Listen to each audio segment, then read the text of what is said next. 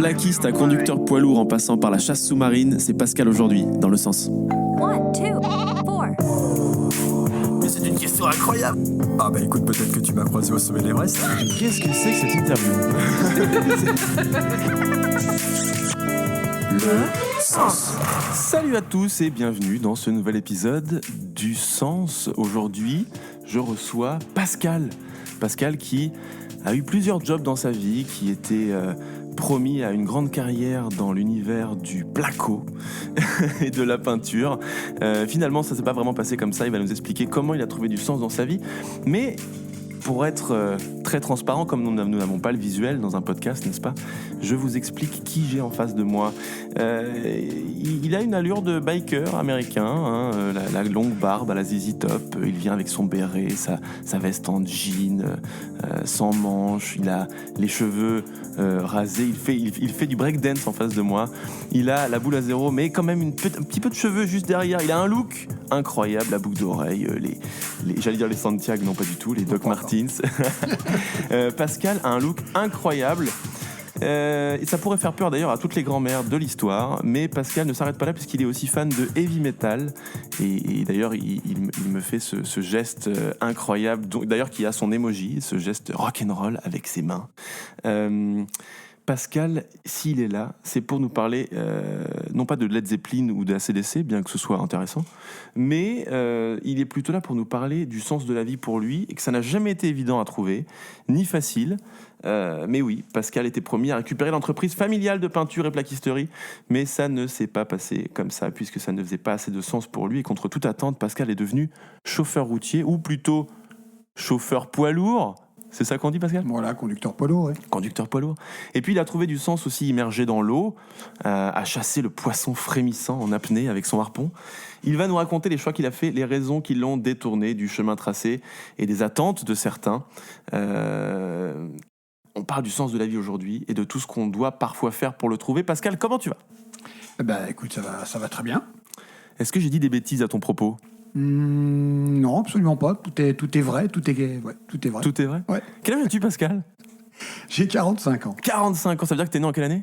Je suis bien en 76. Ah oui, parce que en fait, j'ai écrit 78, 78 pour les Suisses, Oui. mais du coup, je t'ai rajeuni de 2 ans. J'étais un peu au pif. Ouais. Voilà, t'es plus jeune, t'es plus vieux que ce que je vieux, pensais. on va dire. T'es plus vieux. Mm-hmm. Bah oui, la barbe a poussé. Ok. Écoute, Pascal, pour commencer, je viens de faire ta petite introduction, mais je voudrais te faire une interview bien connue des habitués de ce podcast. Il s'agit de l'interview « Je te connais ». Jingle. Mais je l'ai déjà entendu. L'interview « Je te connais ». Ah si, je te jure. Mais tu blagues, je connais cette personne. Ok Pascal, donc du coup cette interview « Je te connais », à ton avis, elle parle de quoi ? Bien, écoute, elle parle de moi. Ah oui, elle parle de toi. Encore et toujours de moi. Un égo trip aujourd'hui pour Pascal. Pascal, l'interview « Je te connais » consiste à savoir si quelqu'un t'a déjà croisé dans sa vie, où il a pu te croiser, et dans quelles circonstances. Première question, si je t'ai croisé à l'école, où ai-je pu te croiser, mon Pascal ? Eh bien, au collège de Courseulles-sur-Mer, le collège du Val-Piquant. Le collège du Val-Piquant. Eh oui, attention. Donc peut-être que certains d'entre nous écoutons ce podcast en se disant « Mais oui, je l'ai croisé à l'époque !» En quelle année étais-tu ? Écoute, t'avais quel âge ? T'avais une dizaine d'années ? Ben voilà, oui, une dizaine d'années, entre 12 et 15, donc... On est en 88, quoi. Voilà. Ok, bon. Ouais, c'est ça. Et si je te croise le dimanche, où est-ce que je te croise, Pascal ?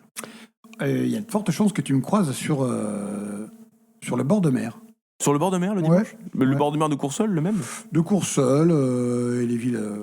Adjacentes. voilà, Ok. voisines. C'est marrant parce que j'ai mis après, si je te croise en mer, je te croise où ? Ah, dis donc. Pourtant, c'est la première fois que je te rencontre, Pascal, aujourd'hui. C'est Ah bon, étrange. on va changer de ville, t'inquiète, tu peux y aller. Ah ouais ? Tu me croises en mer. Je te croise où ? Ah bah, tu vas me croiser à Romanche-les-Bains. À Romanche. Sur le port artificiel, n'est-ce pas? Les With plages my boat. Oh, with your boat, sur les plages du débarquement, du coup. Voilà, ouais. T'es déjà tombé sur une épave ou un truc du genre ? Proprement dit, une épave, non, mais voilà, c'était surtout les pontons, les barges artificielles qui ont été déposées au bord du littoral, quoi. Après, les épaves plus au large, non. Ok. Voilà. Bon, tu vas peut-être pas assez loin.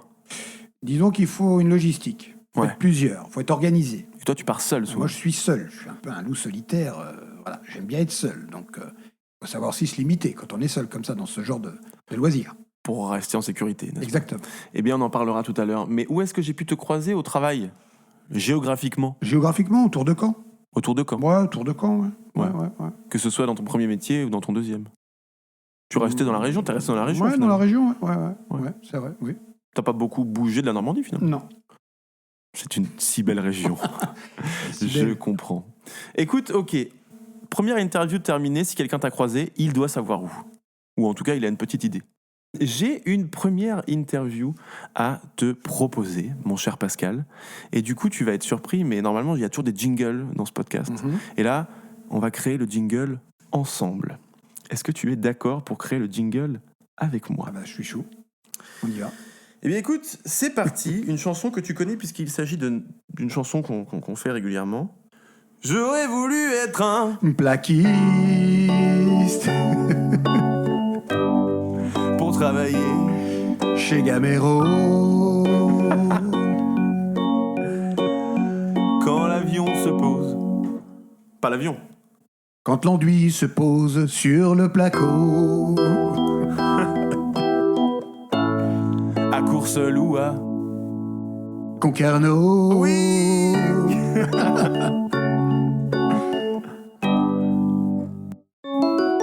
J'aurais voulu être un plaquiste. Ok.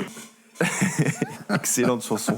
Merci Pascal d'avoir joué le jeu. Tu n'étais pas au courant que tu allais chanter ce matin. Ah, absolument pas, non. Mais comme tu es un rocker, rien ne t'effraie. J'aimerais savoir, pour cette interview, j'aurais voulu être un plaquiste, quel est le quotidien d'un plaquiste ? C'est-à-dire que ça commence tôt, la journée d'un plaquiste ? Tôt, on va dire 8 heures.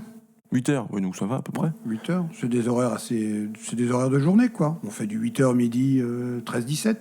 D'accord. Et du coup, ça, tu l'as fait pendant combien de temps ? T'as commencé à quel âge à faire ce métier ? J'ai commencé à 20 ans. T'as commencé à 20 ans À 19 ans plus précisément, ouais, 19 ans, ouais. avec ton père ? Ouais. Dans la boîte de ton père, Exactement. qu'il avait créé combien de temps avant ? Qu'il avait créé en 1985. D'accord, ouais.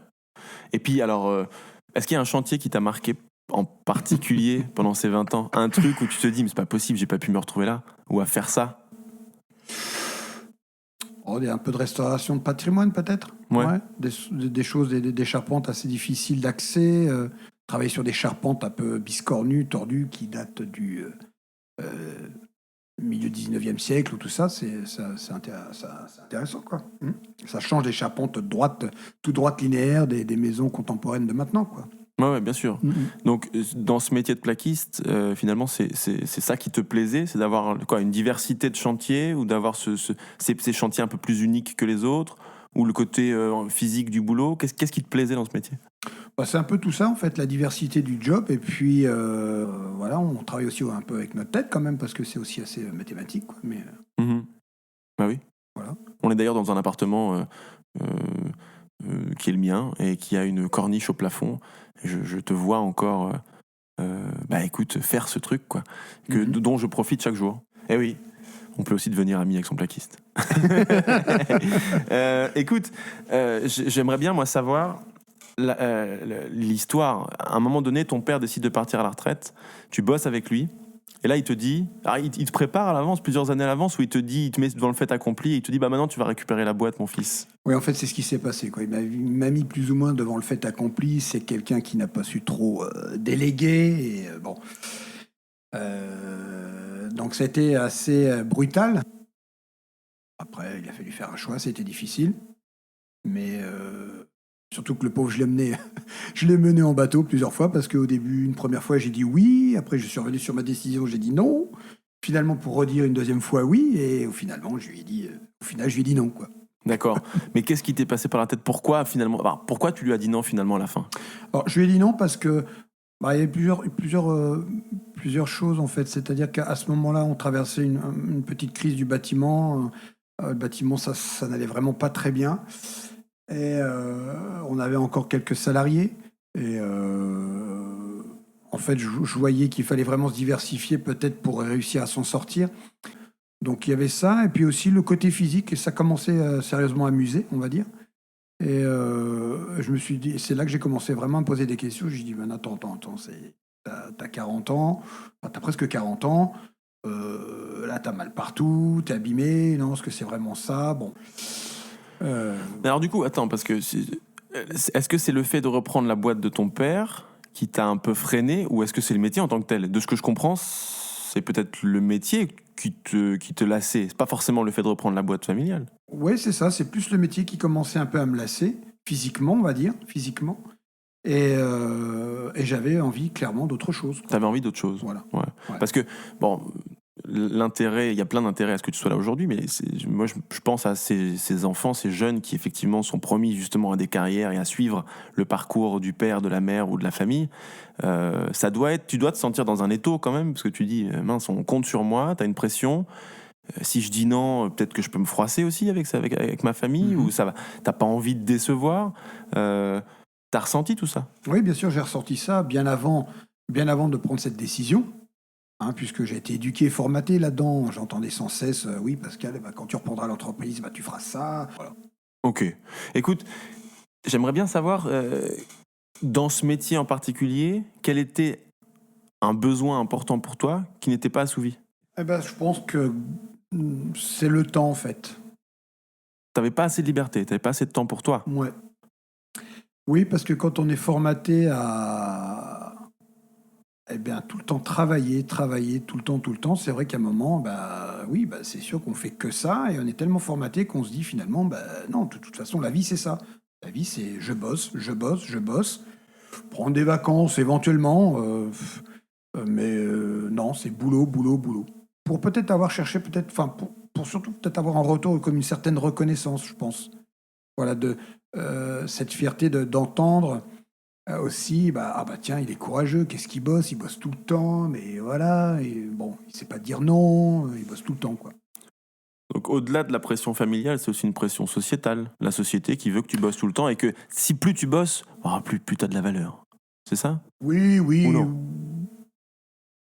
Oui, un peu de ça aussi, oui. T'avais envie de t'affranchir de ce cadre-là? Ouais. Pouvoir te dire, attends, moi je prends ma liberté, et ça veut pas dire que j'ai moins de valeur, moi je me fais kiffer personnellement, et finalement, je sors du cadre et ça me va bien. Ouais, c'est ça, ouais. Ouais. C'est ça, ouais. Mais alors, du coup, au moment où tu décides de ne pas suivre les traces de ton père et de ne pas reprendre la boîte, tu sais déjà ce que tu vas faire après? Non, absolument pas, non. Non. En fait, je suis revenu sur une idée de job que je voulais faire pendant mon service militaire. C'était travailler dans les transports poids lourds, en fait. Et j'aurais dû sortir de l'armée avec mes permis poids lourds. D'accord. Ouais. Malheureusement, ça ne s'est pas passé comme je voulais. Et donc, à la sortie de l'armée, hors de question de glandouiller. Et c'est là que mon père m'a dit, il m'a chopé par le callback, on peut dire ça comme ça. Il m'a dit, allez, maintenant tu viens avec moi, tu vas pas rester là sans rien faire, quoi. Quelque chose à rajouter, mon Pascal? Ma barbe est rêche. Ta barbe, la barbe est rêche. Il faut que je lui fasse un petit soin quand même. Ouais, je vais quand même te prendre en photo. On va quand même prendre une photo ensemble pour que si quelqu'un est intéressé, qu'il aille voir sur mon profil Instagram à quoi tu ressembles, parce que il y a quand même un look incroyable en face de moi. Ce mec aurait pu faire plein d'autres trucs que plaquiste, chauffeur routier. Il aurait pu faire modèle barbe, déjà. Ah, modèle barbe, ouais. Déjà. Et tout un tas d'autres métiers. Et c'est difficile de choisir, c'est ça que j'ai en commun aussi avec Pascal, c'est cette difficulté à faire des choix précis à l'instant T, et du coup, on a tellement plein de trucs en tête et plein d'envie de faire ci, de faire ça, que c'est parfois difficile de se canaliser, n'est-ce pas? Oui, c'est ça, oui. On a ça en commun. Mais je pense qu'on a peut-être ce point commun, c'est de faire le partage, je pense, tout simplement. Je pense que c'est quelque chose qui traduit en fait l'envie de partage. C'est l'envie tout simplement de partage. Oui. Je pense que la preuve, si aujourd'hui on est en train de discuter dans le but que peut-être certains nous écoutent, c'est pour partager des expériences, des émotions, des parcours de vie, casser des idées préconçues sur des trucs. Mais je me dis, si je peux partager le parcours de certains et ce que j'ai appris de certaines personnes dans mon entourage avec d'autres, quel kiff. C'est pas un ego trip de faire ce podcast finalement. Non, bien sûr que non. C'est une envie de partager, de communiquer. Ouais. Oui, bien sûr, moi je le vois comme ça, ouais, bien sûr. Est-ce que c'est la raison qui fait que tu as accepté ce podcast aussi, cette interview? Ah oui. Tu t'es déjà fait interviewer, Pascal? Non, c'est la première fois, c'est une première. Tu vois, t'es à l'aise, on dirait un poisson dans l'eau. Oh. On parlera de poisson après, mais pour l'instant, on va passer à l'interview suivante, qui est l'interview Quand j'étais sur la route. Jingle. Quand j'étais sur la route toute la sainte journée, Je n'ai pas vu le doute en toi s'immiscer. Pas besoin de jingle. On vient de le faire. Ok. Pascal, tu plaques ton premier job, qui est le métier de plaquiste. Tu dis non, j'en ai marre, on vient de l'expliquer. Et là, tu décides de devenir chauffeur poids lourd. En combien de temps se passe entre le moment où tu prends la décision de devenir chauffeur poids lourd et ton premier jour de boulot derrière le volant? Eh bien, c'est passé une année. Et donc, dans cette année, il y a de la formation. Exactement, ouais. Une longue formation, une formation de 5 mois pour obtenir les permis lourds. Et comme c'est un secteur d'activité où il manque cruellement de conducteurs poids lourds, eh bien, très rapidement, j'ai trouvé un poste, quoi. Sans problème, sans souci. Ouais, il y a du boulot tout le temps dans ce domaine. Ouais. Pourquoi? Parce que c'est un métier dur, c'est un métier qui est... Comment t'expliques le fait qu'il y ait beaucoup de taf dans ce domaine? Parce que finalement, c'est un peu la liberté, tu vois, tu conduis ton truc, personne te fait chier, t'es derrière ton camion, il y a un côté cool. Mais quel est le côté pas cool, selon toi? Moi, je dirais tout simplement, c'est le côté pécunier, quoi. Tout simplement. T'es mal payé? Ouais, c'est un boulot qui est très mal payé, ouais. Ouais. On a cet avantage-là, peut-être, d'être un peu tranquille dans son camion, voilà, mais non, le salaire, c'est très, très mal payé, ouais. Très mal payé. Donc il faut faire des heures à gogo. Il faut faire des heures. Et puis là, tu tires sur la mule, si tu Voilà, me permets l'expression. Sur la moule. Tout tire sur la moule. En fait, il aurait pu être doubleur aussi, bruiteur. Bruiteur, oui. Moi, je me suis gaufré un peu, c'était pas une mule, hein. C'était plutôt un cheval. Quand aussi, c'est une mule.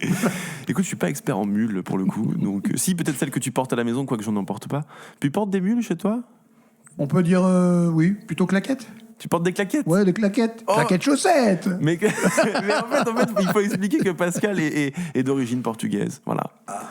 Est-ce que la claquette chaussette est née au Portugal? T'insinues quoi, là? Qu'est-ce que tu veux me faire dire, là? Oh, je sais pas. C'est une question, hein, neutre. Comment je chambre violemment. S'il y a un Portugais qui écoute cette émission, il va se dire putain, mais quel salaud ce mec. Ouais. Je suis polonais et je ne picole pas tous les jours, je casse ce standard. Est-ce que tu peux casser le standard du portugais sans l'accent? Non, la claquette chaussette ne vient pas du Portugal. D'où vient-elle? On ne sait pas, c'est le grand mystère. Ok, bon. Mais qu'est-ce qui vient du Portugal? Beaucoup de choses. Le Porto, Ah, l'huile d'olive, les olives, les fromages.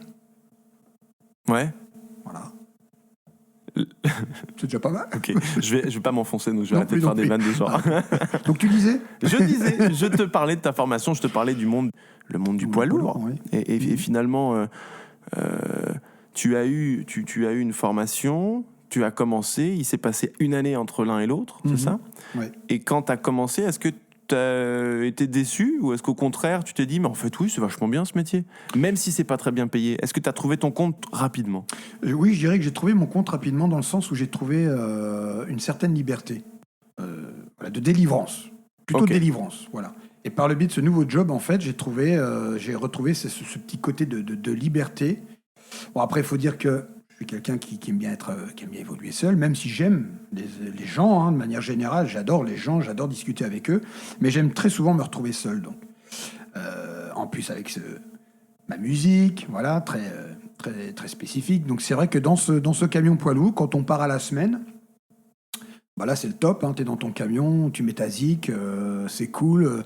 T'as téléchargé tellement de musique, t'as des semaines et des semaines de musique à écouter. Alors là, quand t'enquilles l'asphalte, dans toute la France, c'est top, quoi. Donc tu mets ta musique et puis tu découvres tes albums et c'est cool, quoi. Donc voilà. Un petit top 3 titres.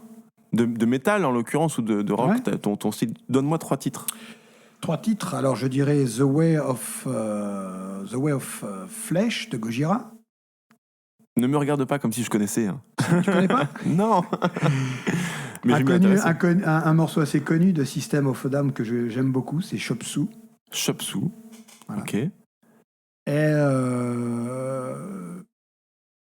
Asdes, Back in Black. D'accord. Bon. Eh ben écoute, les puristes reconnaîtront ces titres. Pour les autres, vous pouvez aller sur toutes les plateformes pour essayer de vous intéresser à ce que c'est. Je vais y aller moi juste après. Je suis pas très heavy metal, mais je trouve qu'il y a quand même un intérêt. Tu m'as fait découvrir un peu certains titres très mélodiques. Pour moi, c'est de la musique qui est un peu écoutée trop fort. mais faut casser cette idée préconçue. On est là-dedans, dans le podcast Le Sens, Ouais. pour casser ces idées préconçues. Exactement. Écoutons du heavy metal, il y en a de très bonne qualité. Merci Pascal d'ouvrir mon esprit à de nouveaux horizons musicaux. J'ai quelques questions que je me pose, moi, sur le chauffeur routier que je croise quand je suis sur la route, parce que finalement, entre la Suisse et la France, je roule beaucoup. Je croise beaucoup de poids lourds. Souvent, ils roulent pas très vite, donc je les double. Mhm. Et je me dis parfois, mais quelle est la vie exactement de ces gens ? Et je me pose de temps en temps des questions, notamment celle-ci. Est-ce qu'il y a une hiérarchie des chauffeurs ? Est-ce qu'il y a plusieurs types de chauffeurs poids lourds ? Oui, je pense qu'on peut dire qu'il y a comme une hiérarchie, oui. Ouais. Tu as le chauffeur qui va faire que du régional, qui part pas très loin, qui rentre tous les jours chez lui. Et puis, Ce qui est ton cas finalement. oui, Enfin, maintenant. c'est le choix que tu as fait actuellement. Hein, Voilà, quand j'ai commencé, c'était plutôt partir à la semaine, c'était plutôt partir c'était dans le Grand Ouest, voilà, c'était plutôt dans le Grand Ouest de la France, donc là où je partais toute la semaine, quoi. Ok. Mais c'est vrai que ces chauffeurs-là qui partent plutôt à la semaine, on a envie de les pas de les héroïser, mais de les catégoriser, voilà, En haut de la pyramide. un peu plus au-dessus, quoi. Voilà. Parce qu'ils partent plus longtemps, pourquoi ? Parce qu'ils partent plus, oui, ils quittent le cocon familial ou ils quittent leur domicile, quoi. Donc Ouais. voilà, se retrouver, on est là pour le coup, même après avoir travaillé, après avoir roulé toute la journée, le soir on est encore un peu seul, même si on va au resto, au routier, ou on peut aller dans un bar, puis après, tout un tas de choses. Mais très souvent on reste dans son camion. Bon. Le temps du repas, on sort, voilà, on va aller voir les collègues, on discute, et puis après on retourne dans le camion, à la niche, comme on dit, on retourne dans la niche. Voilà, dans lesquels sont, dans ces camions qui sont super, super équipés, quoi. Il y a la télé, il y a tout, hein, les frigos, il y a la totale. Ah ouais. Quoi. Donc tu as la télé qui tourne La dans télé, le camion. le frigo, tu peux faire tourner un micro-ondes, une friteuse. T'as déjà vu une friteuse dans un camion ? Ouais, mais bien sûr. C'est bien pas sûr. vrai. Ouais. Le mec fait des frites dans la cabine. Dans son camion, ouais. Non. Ouais. Ah, c'est Tu incroyable. connais pas cette anecdote-là? Non. Enfin, je vais pas non plus stigmatiser, mais c'était un chauffeur de l'Est, on va dire, Ouais. qui s'est fait arrêter. Le mec, il est en train de faire ses frites tout en conduisant. Non. Je te promets que c'est passé sur le net, ça, c'était... Mais c'est la folie. Ouais. Bon, c'est super dangereux, il faut pas le faire, bien évidemment, quoi. Bah oui, l'huile Voilà. est chaude quand tu... Bon, Marc, tu roules pas très très vite non plus. Tu roules pas très vite, mais t'es jamais à l'abri d'un comportement auquel il faut faire face, notamment un freinage brutal, auquel cas, tu balances le cul partout, c'est fini, quoi. Oh la vache. Bah oui. Ah non, j'avais pas... Tu vois, peut-être naïvement, j'avais pas cette idée Ouais. de... En fait, le mec est dans son salon, quoi. Voilà, c'est un peu ça, ouais. Tout le confort, avec un super matelas, t'as une couchette derrière, c'est aussi confortable que ton lit. Alors évidemment, ça fait pas 160 par 200, mais c'est des lits qui font 1 mètre de large, avec un super matelas, c'est super confortable. T'as le chauffage autonome, quand c'est l'hiver, t'as le chauffage autonome qui se déclenche de façon automatique, électronique, sans avoir besoin du moteur qui tourne. Donc t'as chaud, à aucun moment, même l'hiver, t'as froid, c'est top confort, quoi, c'est top confort. T'es en train de vendre le métier. Demain, tu vas voir les offres d'emploi. Et on comprend pas. Il y a une recrudescence de demandes. Ouais. Mais voilà, je pense que dans tout ça, après chacun son point de vue, mais voilà, quand tu pars à la semaine comme ça, tu quittes ta famille, tu quittes ta compagne ou ton compagnon. Alors oui, le salaire est plus élevé, mais c'est beaucoup d'heures que tu donnes pour ton patron. Et voilà, il faut faire un choix. Donc moi, j'ai commencé par ça, mais très rapidement, mon épouse m'a dit stop, évidemment, parce que bon, partir à la semaine, ça fait quand même un manque, hein, quelque part, il ne faut pas se leurrer. Et donc, je suis revenu sur des jobs, où je travaille, je rentre tous les jours chez moi. Mais pour répondre à ta question, oui, il y a une hiérarchie. Je pense qu'il y a une hiérarchie, voilà, de celui qui fait du local, du régional, qui rentre tous les jours, celui qui part à la semaine, mais il y a aussi ceux qui partent à l'international, quoi. Ouais. C'est-à-dire que eux, ils partent un mois et demi, quoi. Ah Voilà, oui. voilà. Bon, en France, ça existe encore, même s'il y en a vraiment de moins en moins. Voilà. Maintenant, faut pas se leurrer, c'est beaucoup les étrangers. Alors, je dis, voilà, les Portugais, les Espagnols, les Roumains, les Lituaniens, eux. Les Polonais, on croise pas mal de camions polonais. Oui, bien sûr, les Polonais, oui. Alors, eux, quand ils sont en France, on sait que quand ils partent de chez eux, ils partent 2 mois, quoi. Ah ouais, d'accord. Voilà, faut Ok. aussi pouvoir l'encaisser, ça. Mais ça veut dire quoi ? Ça veut dire que le mec part avec un chargement de Pologne et vient le livrer en France. Il n'y a Voilà. pas besoin de 2 mois pour faire l'aller-retour. Non, bien sûr que non. C'est-à-dire qu'après, son patron ou son commissionnaire lui transmet d'autres missions internes au pays où il est. Donc après, il va à un tel point pour charger, pour livrer à un autre point. Et après, il attend. Il attend que son commissionnaire lui donne une autre mission. C'est pour ça que très souvent, les pauvres, on les voit arrêtés sur le bord de la route, parce que des fois, ils peuvent se passer quelques heures, quelques jours sans boulot, et puis ils sont là à attendre, quoi. Ils sont loin, ils sont à 4000 bornes de chez eux, et ils attendent que la mission arrive, quoi. D'accord, Voilà. ah oui. Et c'est intéressant d'ailleurs, c'est triste à dire, mais c'est intéressant quand même. Ils sont un peu le thermomètre de savoir s'il y a du boulot ou pas, en fait. Quand tu commences à avoir trop de mecs de l'Est, ou enfin, je vais pas cibler qu'eux, mais bon, voilà, de manière générale, des étrangers qui sont sur les routes de France, hein, qui sont très souvent parqués, stationnés sur le bord des routes, ça veut dire que bientôt il va plus y avoir de boulot. Enfin, le boulot va baisser, en fait, le boulot va se calmer. D'accord. C'est d'abord eux, malheureusement, qui sont impactés. Et après, c'est les chauffeurs, je dirais, français, si on prend le cas de la France. Régionaux.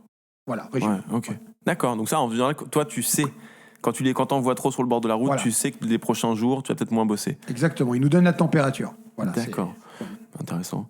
Est-ce que tu sais toujours ce que tu transportes ? Non, pas toujours. C'est assez divers. Moi, je fais de la messagerie lourde.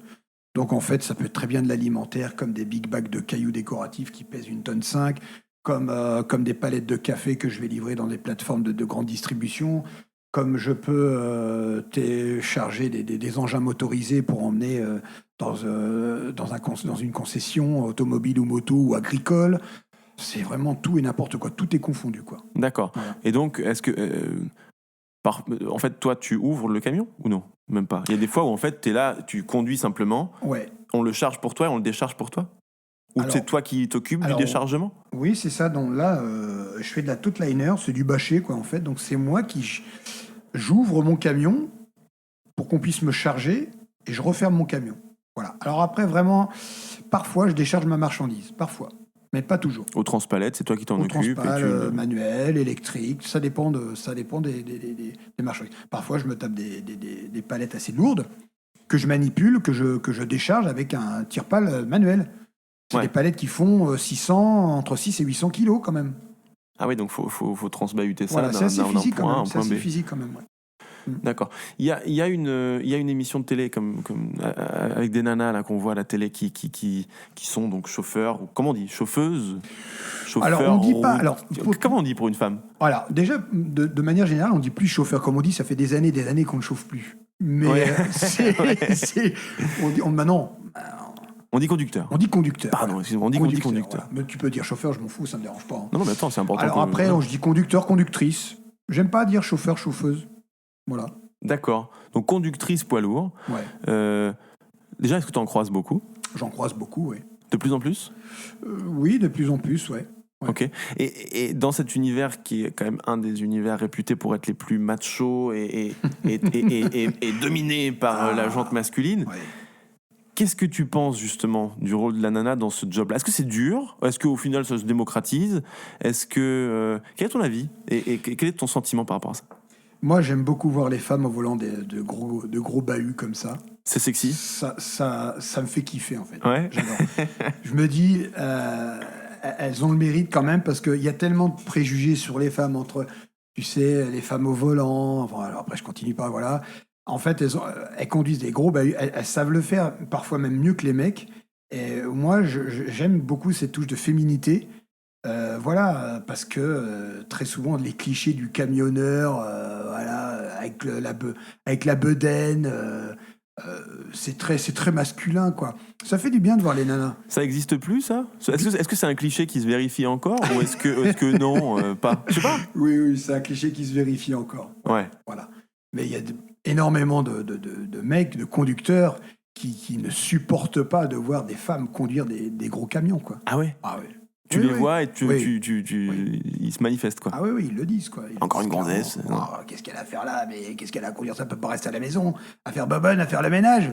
Qu'est-ce qu'elle fout là, quoi? Sérieux? C'est pas sa place, quoi. Ah oui. Ouais. Très, très rare. Enfin, plutôt rare. Mais je l'ai déjà entendu plusieurs fois, ouais. Ok, bon.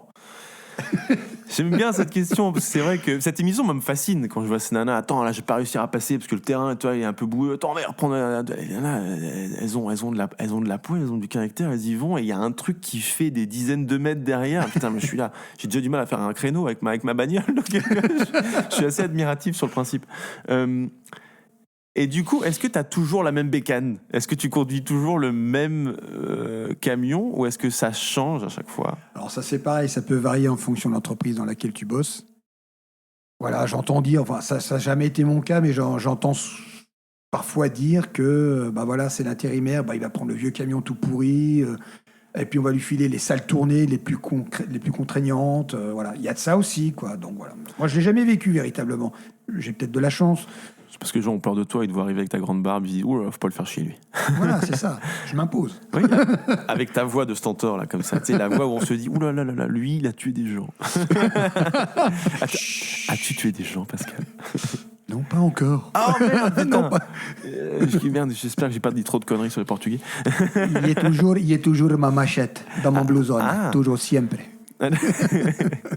Je ne vais pas commenter ce genre de choses. Je ne peux pas. Seul un Portugais peut faire l'accent du Portugal. Du Portugal, si, du Portugal. Sinon, personne ne va m'écouter. Je vais me faire boycotter. Voilà. Donc on va passer gentiment à l'interview suivante. Allons-y. Écoute, moi j'aimerais préciser que après le métier de plaquiste, peintre aussi, on peut dire plaquiste et peintre. Tu as fait les deux, n'est-ce pas ?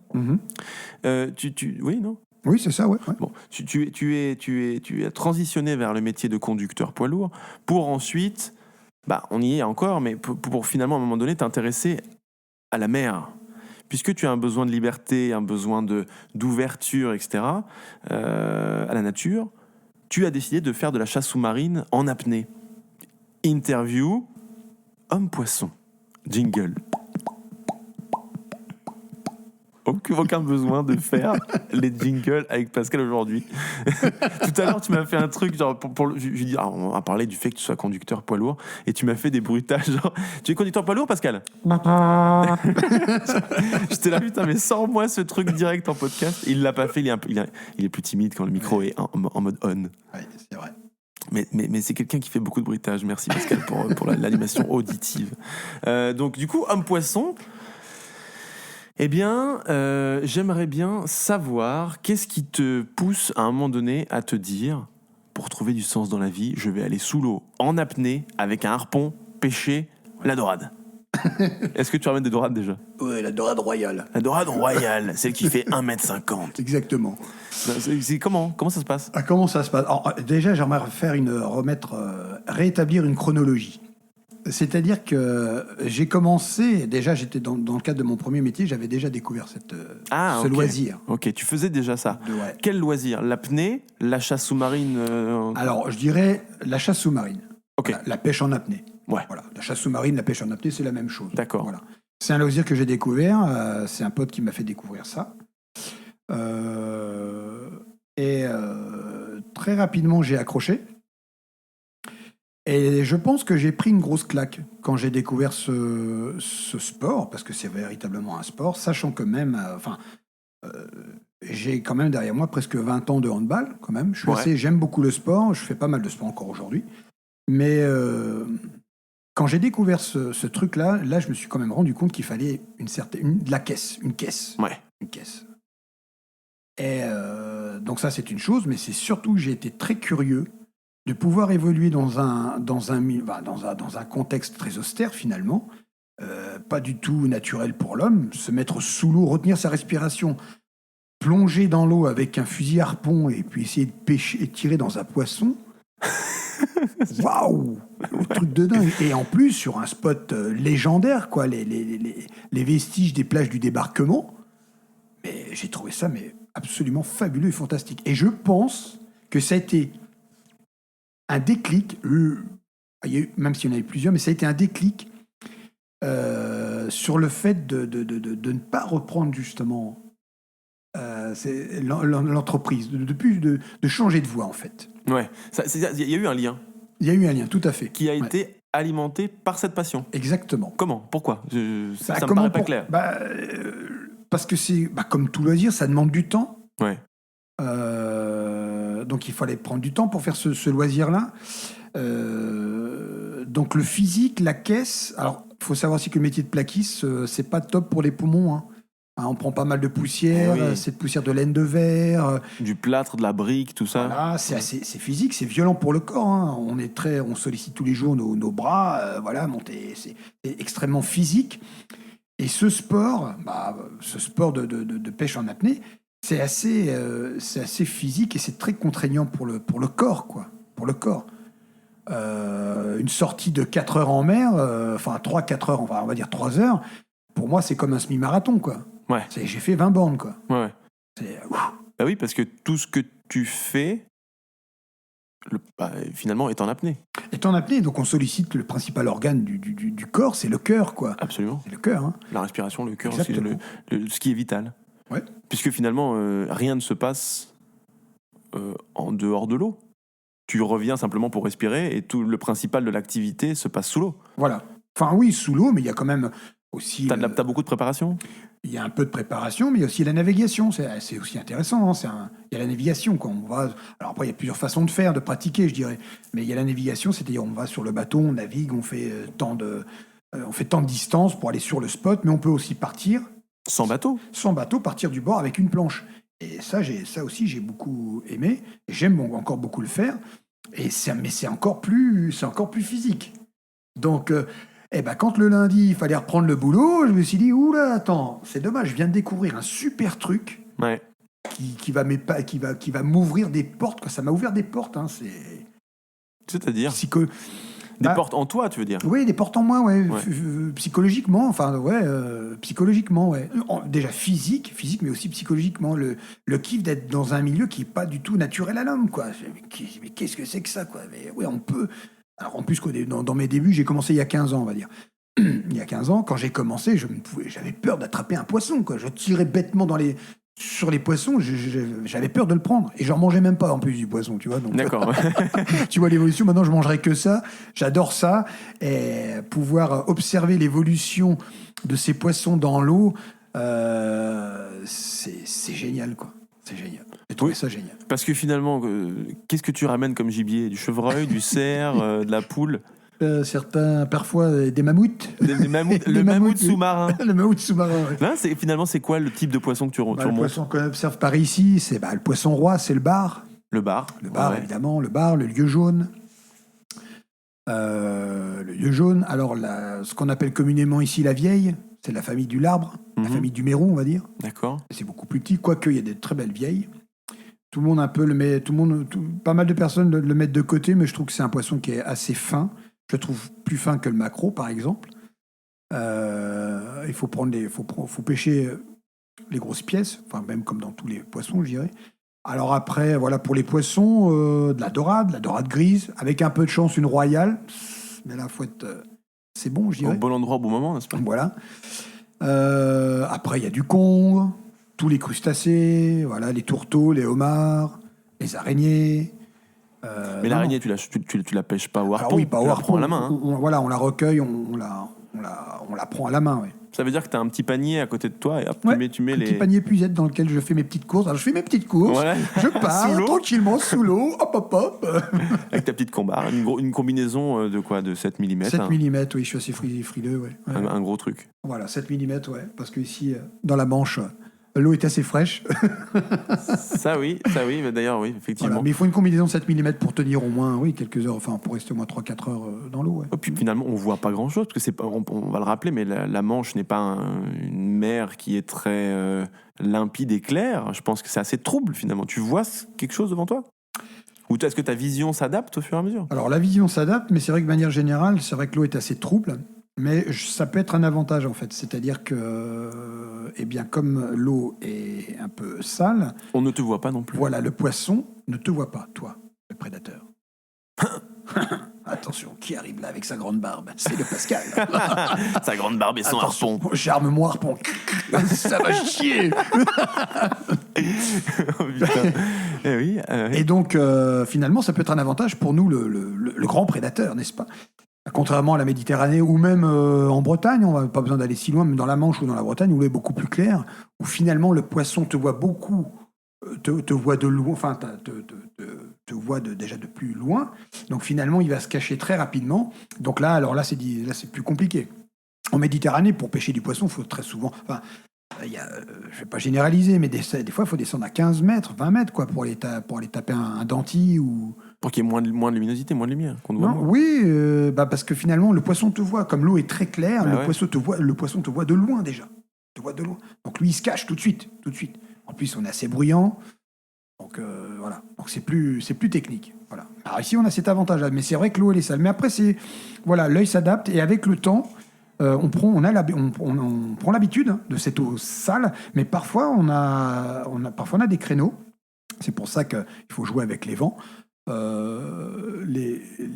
Tous les sédiments, tout retombe quand l'eau n'est pas très agitée, et on peut avoir parfois de l'eau assez claire.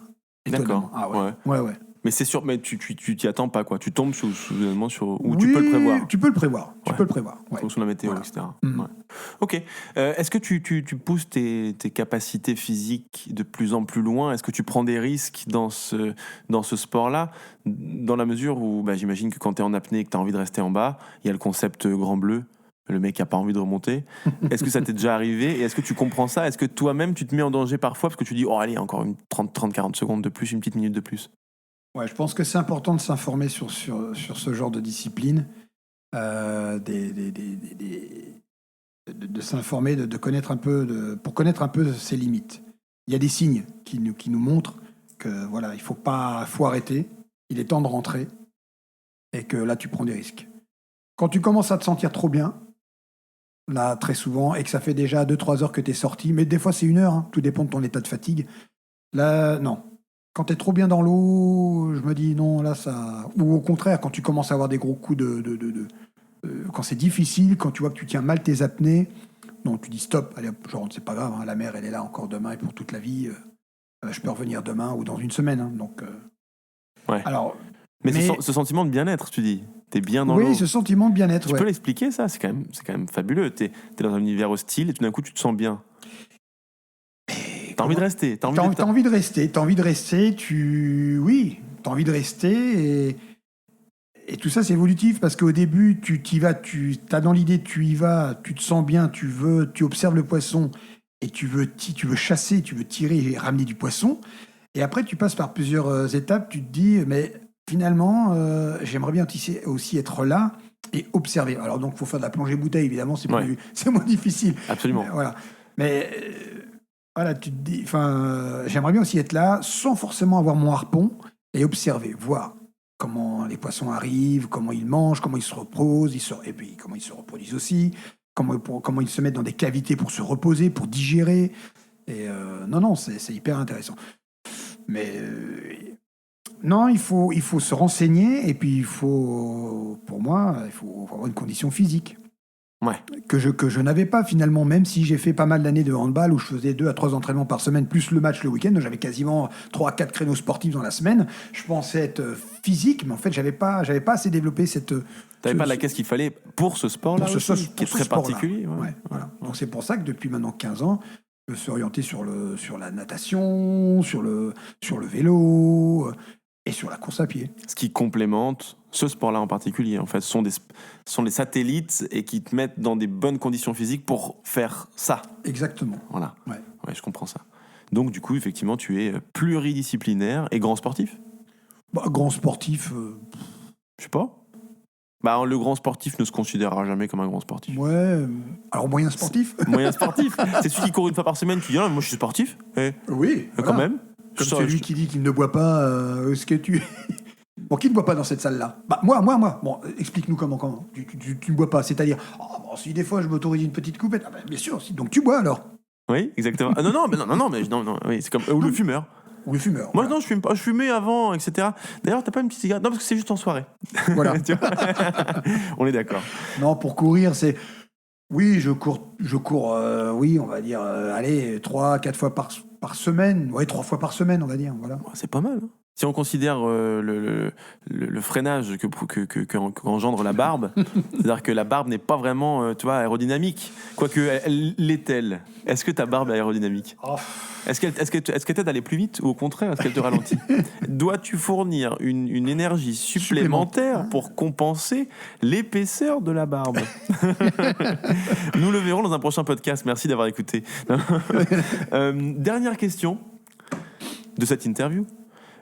est-ce qu'il y a une sortie en mer qui t'a marqué plus qu'une autre? T'es tombé sur un barracuda, t'es tombé sur une sirène, tu as cru que t'allais y rester, des courants marins, j'en sais rien. Est-ce qu'il y a une plongée, une sortie qui te marque? Il y en a une qui m'a marqué, mais dans le mauvais sens.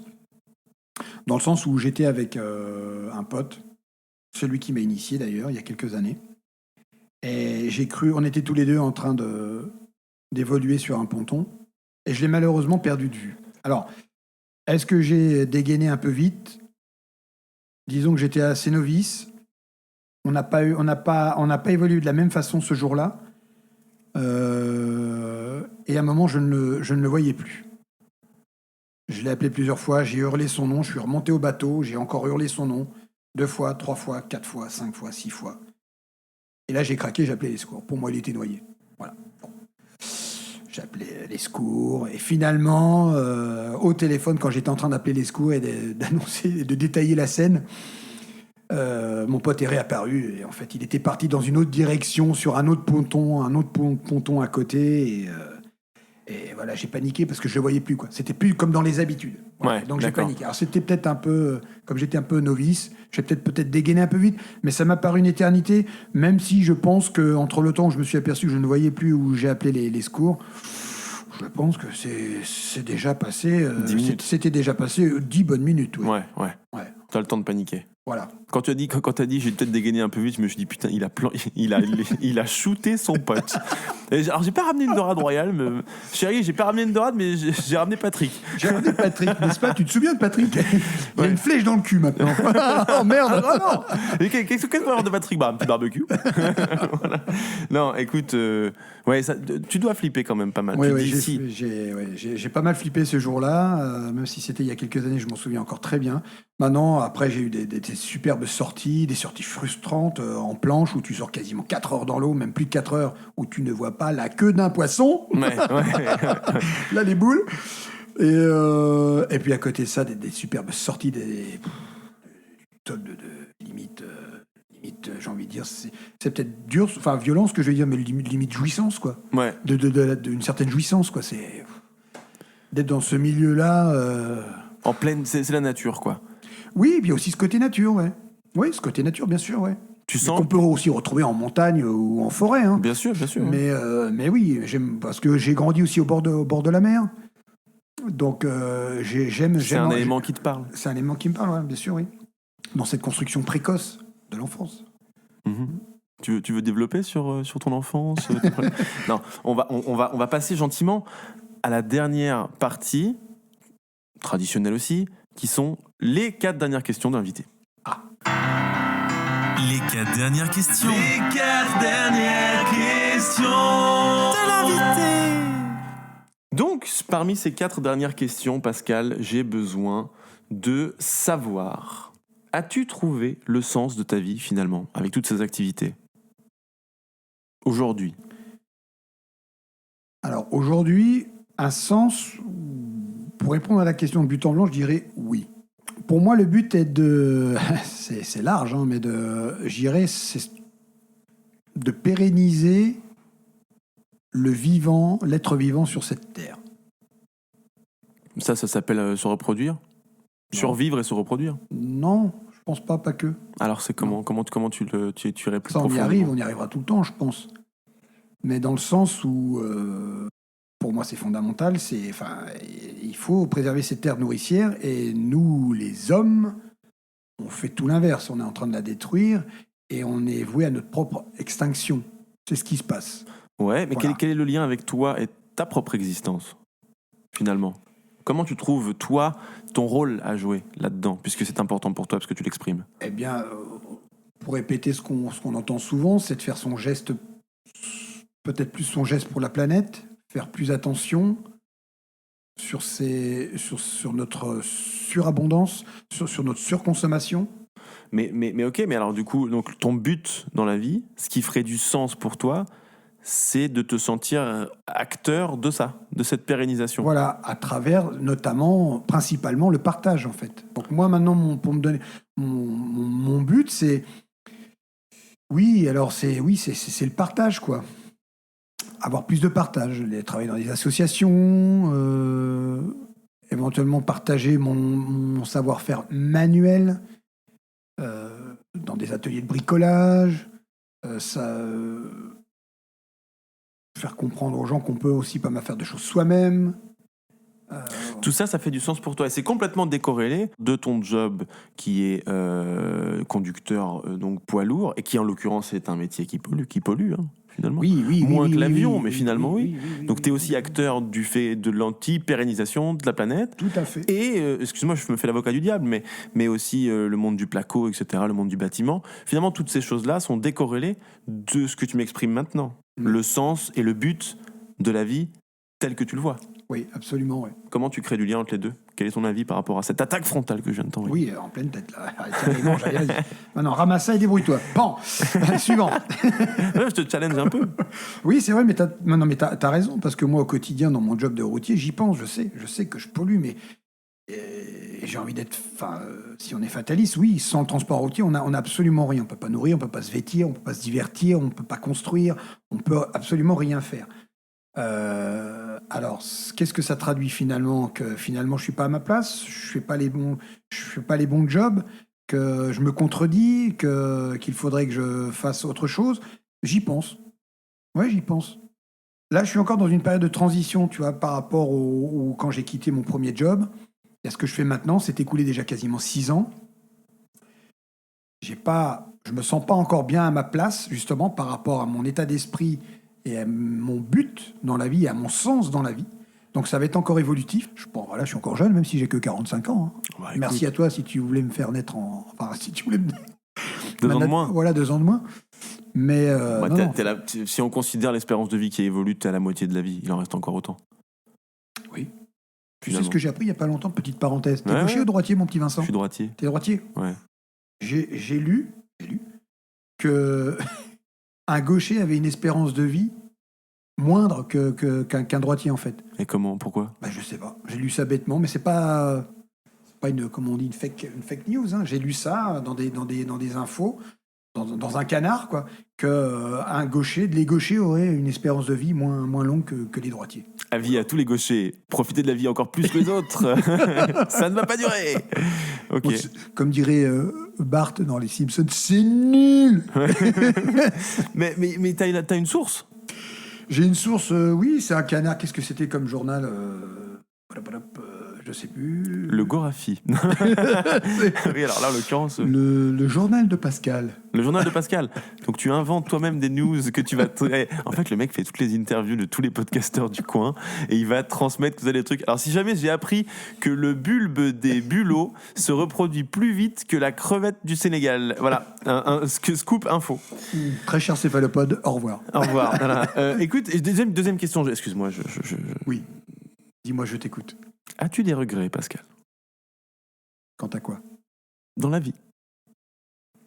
Si j'ai des regrets ? As-tu des regrets ? Oui. On a parlé du fait que tu n'as pas repris la boîte de ton père. On a parlé du fait que tu n'as pas shooté Patrick sous l'eau, sous la mer, alors qu'on sait très bien que tu as essayé. Est-ce que tu as des regrets ? Oui, j'ai des regrets. Bien sûr, j'ai des regrets. Mais par rapport à ma prise de décision de ne pas reprendre l'entreprise, non. Ça non, par absolument exemple. Pas. Ouais. Non. J'ai des regrets sur autre chose, mais non. Sur mon changement professionnel, ce changement de cap, absolument pas. Au contraire. Écoute, on va en rester là sur les regrets. Dernière question, des 4 dernières questions de l'invité. Je donne l'information à nos chers auditeurs. Tu viens de te faire opérer des poignets. Et du coup, ça t'a mis à l'arrêt dans tes activités telles qu'on vient de les exprimer, tes activités un petit peu de hobby à la maison où tu construis des trucs. Mm-hmm. J'imagine dans la chasse sous-marine aussi. J'imagine dans ton boulot de conducteur poids lourd. Est-ce que cet arrêt obligatoire, quand on n'a plus ses mains, on ne peut plus faire grand-chose ? Chers amis manchots, chers amis... Bon, bref, Tétra, tout ça. On vous salue déjà. Oui. On pense bien à vous et on se rend compte à quel point. Est-ce que tu te rends compte à quel point ne pas avoir la mobilité, ne pas avoir ses mains, c'est un handicap, Pascal? Est-ce que ça t'a fait te remettre en question? Est-ce que tu as réfléchi plus à ta vie? Le fait d'être immobilisé, quel est finalement ce que tu en retires? Question philosophique, question là, mais c'est la dernière question. Oui. C'est vrai que oui, ça m'a fait réfléchir sur certaines choses, oui. peut-être rire, mais je m'intéresse à plein de choses maintenant. Je sais pas, la lecture, par exemple, j'ai dit encore plus de sport. Oui, d'autres sports. J'évolue aussi dans mon sport. Hein, avant, on court bêtement. Quand on se met à courir, on court bêtement. On a tous notre montre super connectée. On regarde le temps qu'on fait, les calories que l'on perd et tout ça. Maintenant, je fais plus de la course méditation. J'aime beaucoup observer la nature, les arbres. Les arbres, ça me parle énormément. Donc, voilà, je suis très orienté nature et tout. Donc, je me bouquine là-dessus. J'essaie de trouver les bons bouquins là-dessus qui m'intéressent, qui me correspondent. Et prendre du temps, quoi.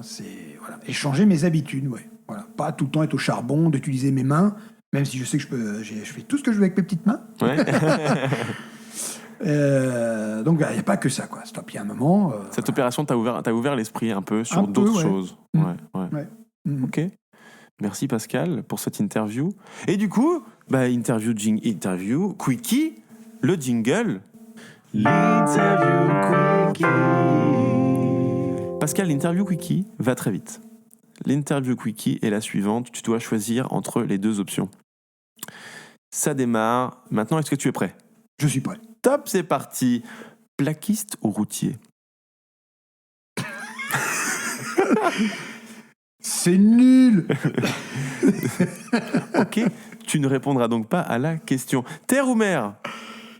Mer. Ah oui, plus de terre, fini. Cheveux ou barbe ? À choisir. Barbe, ça m'aurait étonné. Alors, ça c'est intéressant. Est-ce que si tu avais une opportunité, une chance, tu peux revenir dans le passé, oui, où tu veux, tu as le libre choix de rester là-bas ou de revenir. Ou aller dans le futur, tu as une opportunité, et tu as le choix de rester dans le futur ou de revenir. Tu choisis quoi ? Eh bien, je choisis de revenir dans le passé, ouais, et d'y rester. Ah oui ? Oui. Pour gagner des années de vie ? Non. Pour refaire pas. Pour refaire les choses différemment ? Voilà. Sachant que tu sais que si tu changes un élément du passé, tout change. Les fans de Back to the Future se reconnaîtront. Tu vas dans le passé et tu y restes. Oui. Et tu regardes, quand tu reviens à l'âge que tu as actuellement, qu'est-ce qui a changé ? Oui, je pourrais faire des comparaisons, ouais. Et donc revenir, c'est quoi ? C'est pour voir des proches de l'époque ? C'est pour refaire les choses dans ta vie à toi ? Oui, sur mes origines aussi. D'accord. En savoir un peu plus. En savoir un peu plus et puis surtout cultiver, rester dans ce mode de vie, leur mode de vie, le mode de vie de mes origines en fait. D'accord. Ouais. Donc tu reviendrais dans le passé avant toi ? Pas dans ta propre vie, tu reviendrais encore à une autre époque. Oui, dans une autre époque, ouais. C'est une question difficile. Hein. Ouais, c'est difficile, ouais. Elle est beaucoup plus vaste qu'une question quickie, je suis désolé. Quickie, oui. Non. ACDC ou Motorhead ? Oh, le piège. Choisis. Hein. Les deux. Non, pas les deux. Non, pas choisir. J'en sais rien, moi, Motorhead. Ah ouais ? Ouais. Très bien. Iron Maiden ou Black Sabbath ?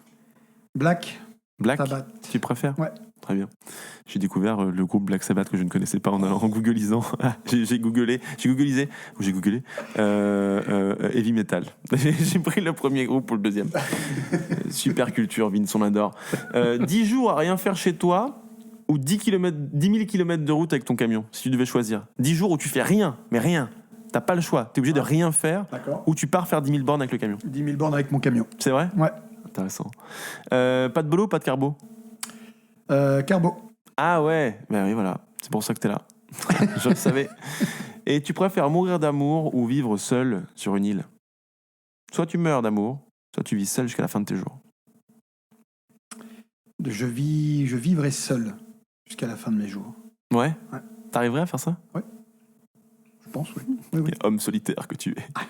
Je veux même pas savoir jusqu'où la barre pousserait. Elle fait déjà 1 mètre. Pascal, je te remercie infiniment pour cette interview. Ça t'a plu ? Ça m'a énormément plu et je te remercie, Vincent. T'as aimé l'exercice ? Ouais. J'ai appris des choses sur toi et je trouve que tu es un personnage fascinant et intéressant. Je pense que personne ne pourra dire le contraire. Merci de t'être livré derrière le micro. Eh bien, écoute, le plaisir a été partagé. À bientôt. Merci à toi encore. À bientôt pour un prochain épisode du Sens. Salut. Salut. Et oui, le Sens c'est déjà fini. Je vous retrouve la semaine prochaine avec un nouvel invité. En attendant, n'hésitez pas à partager, commenter, mettre des petites étoiles. Et surtout, gardez à l'esprit que si vous êtes réveillé ce matin, c'est que jusque-là, vous alliez dans le bon sens. Ciao. Le sens.